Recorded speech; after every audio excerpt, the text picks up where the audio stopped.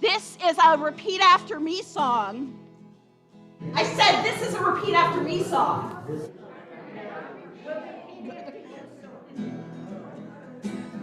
משנכנס האדר, משנכנס האדר, משנכנס האדר, משנכנס האדר. All together. משנכנס האדר, מרבים בשמחה.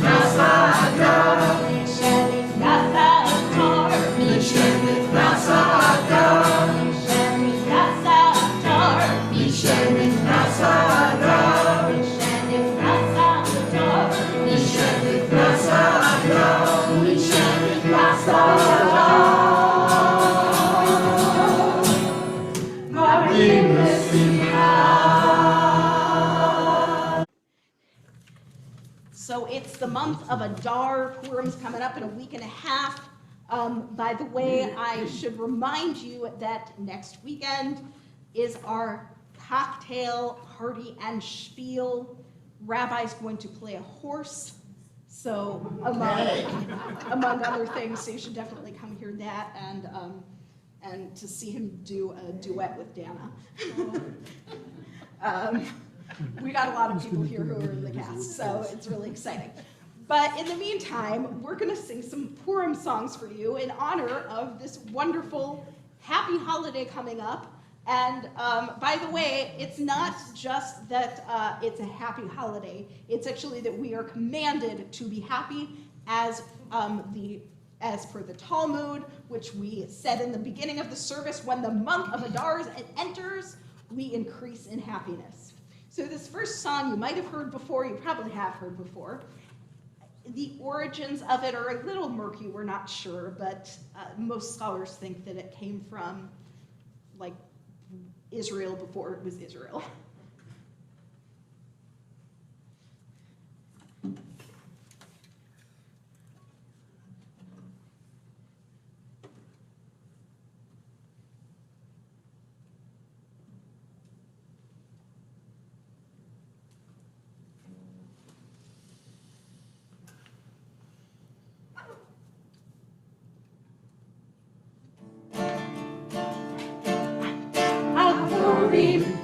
Purim, Haggadah, Yehudi, Masefo, Hashani, String Yehudi.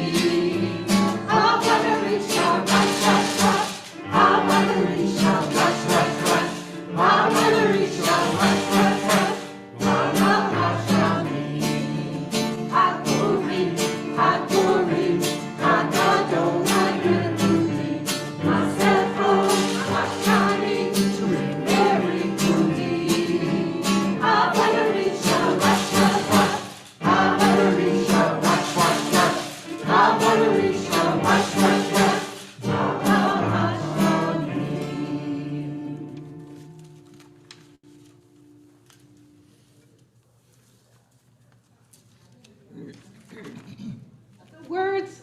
Next piece come from Megillat Esther itself, from chapter 8. After, I'm getting nervous for what the rabbi's about to do. After Haman, plot is foiled, Esther reveals that he's the bad guy and he's going to kill all the Jews. And Ahasuerus decides, bye-bye, Haman. We're not going to get into it. I'm trying really hard not to say it. Say what, Dancer? So Mordecai gets paraded around. The king foils the plan, decides to exalt Mordecai. He dresses Mordecai up in royal garb, think like purple robes and a gold crown, puts him on a horse. Hey! There you go. And parades him around the kingdom. Wait, Dancer, who parades him around the kingdom? Ahasuerus. No. Haman's already dead. He was already dead. Yeah. And then it says, right after it says that Haman, it says Mordecai, it says, Mordecai yitza milifnei hamelech. So Mordecai went around with the king being paraded. Hot. After this is done and Mordecai is exalted, it is said that the Jews had light and joy and gladness and honor. Right there in Megillat Esther.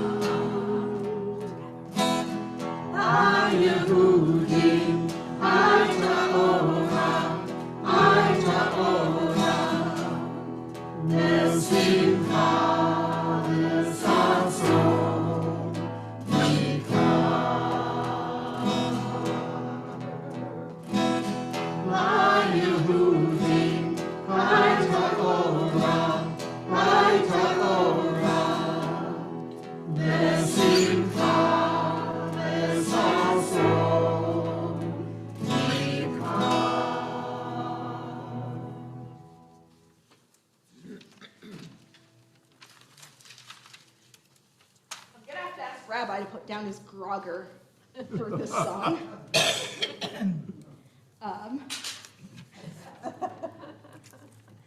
Just because it has the name of He Who Shall Not Be Named, and if you skip a beat, you'll miss a word. So, sorry. Loretta, can I trust you? No. So this is another song of dubious origin. I have no idea where it came from, but it is a folk song, and it is about all of the happiness that we experience on Purim and why we experience such happiness.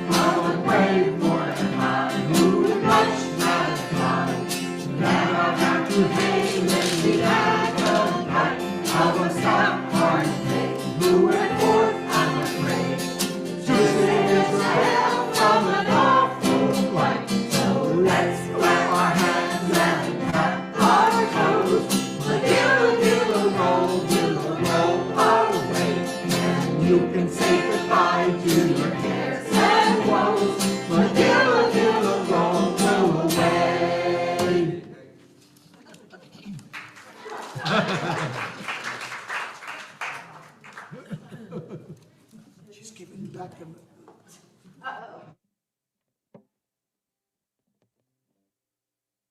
Uh-oh.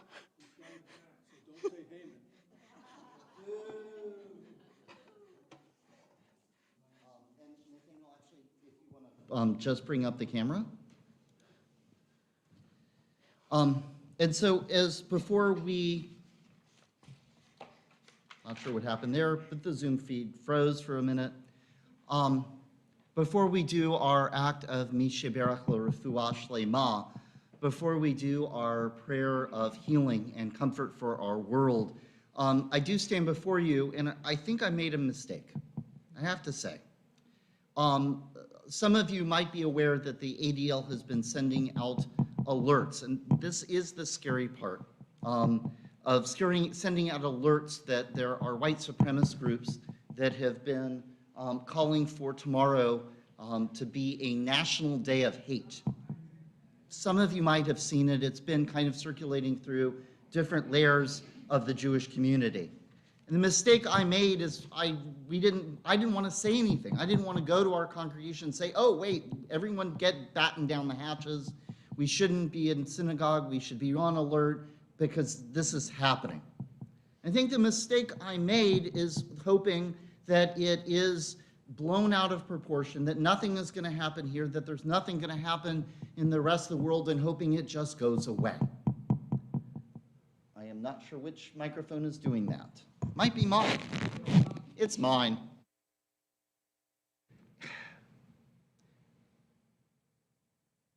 Because, and I've had those conversations with lots of you, we all hope that it just stops. We spend so much time worrying about anti-Semitism, fighting against it.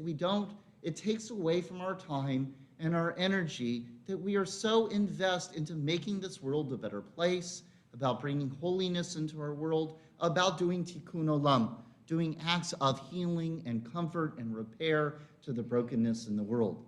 And every time we have to stop to do that, to stop that hatred, to stop that divisiveness, it takes away from our ability to do that. My hope was that tomorrow's going to be a nothing day.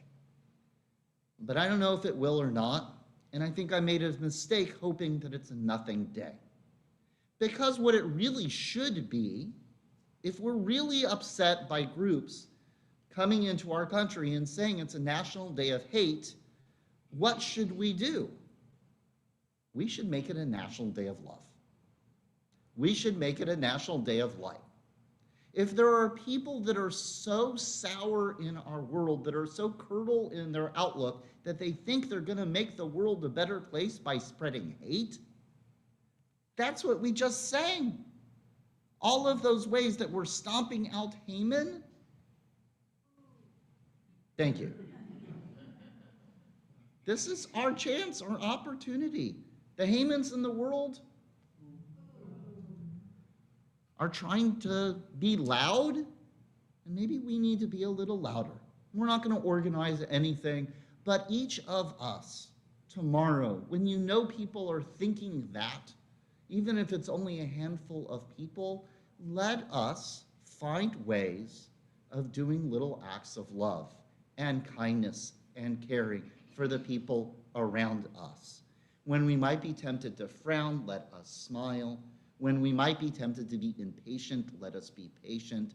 Let us bring extra light and love tomorrow and, of course, always, but really take that moment tomorrow to remember that there might be people in this world specifically trying to use tomorrow as a way of spreading brokenness, and let us bring repair.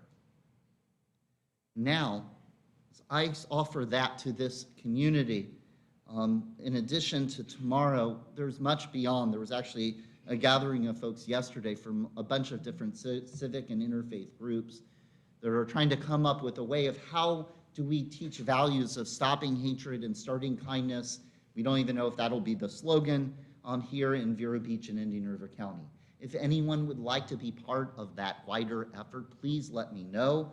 We're starting to just do the brainstorming of it, but we have had conversations with the mayor. There are Rotary clubs, there are churches, there is the Baha'i community. It is extraordinary the different groups that are involved saying they don't want that to be the way the world is. They want the world to be a place of love and kindness, compassion, caring, and grace, of chen and chesed and rachamim.